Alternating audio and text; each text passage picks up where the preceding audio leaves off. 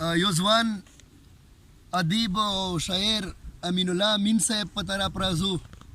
دا یې هم د پېښور پوهنتون نه پښتو ډیپارټمنټ نه MA روانه ده، شروع ده.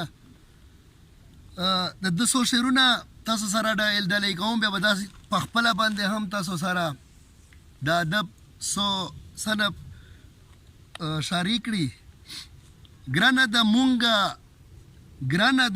مونږ چې تر منزل رسېږو، ګرانه ده مونږ چې تر منزل رسېږو، چې مې د لارې رهبران قتلوي او دغه د امن داویدار نړیوال، دغه د امن داویدار نړیوال، څوک پېښور څوک کابل جان قتلوي. نو رضو امین الله امین صاحب په طرف چې دا هم سره شریک کړي. سرجي ډیره مننه او ډیره شکریه. زه د ډاکټر آصف انور صاحب او د زاهد نورجان صاحب نه ډیره مننه کوم چې دوی په دومره مصروف وخت کې داسې ښکلی بنډار را جوړ کړی دی او په دا دومره وخت کې دومره ښکلی بنډار را جوړ کړی دی او موږ ته یې د خپلو خیالاتو اظهارو کولو موکاره کړې ده. د غزل په لور راځمه. غزل دی چې ظالم دښمن راته ګلان قتلوي، ظالم دښمن راته ګلان قتلوي، غم مې چمن غم بلبلان قتلوي، جنۍ مې هم محفوظ نه دي لا دوی، جنۍ مې هم محفوظ نه دي لا دوی، هم مې زاړه هم مې ځوانان قتلوي. دغه دامن داویدار نړیوال، دغه دامن داویدار نړیوال، څوک پېښور څوک کابل جان قتلوي. او ګرانه د مونږ چې تر منزل رسېږو، ګرانه د مونږ چې تر منزل رسېږو، چې مو د لارې رهبران قتلوي.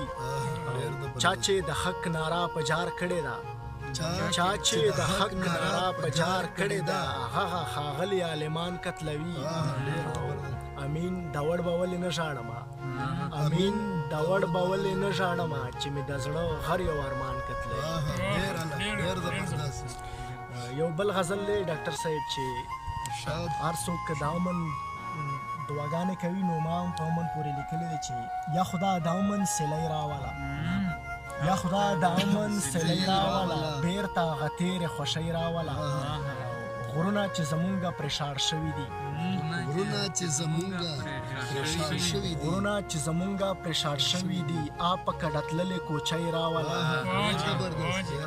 بیا چې د پښتو ټپه په جار وکړي، بیا چې د پښتو ټپه په جار وکړي، هغه د میوند ملالۍ راوله.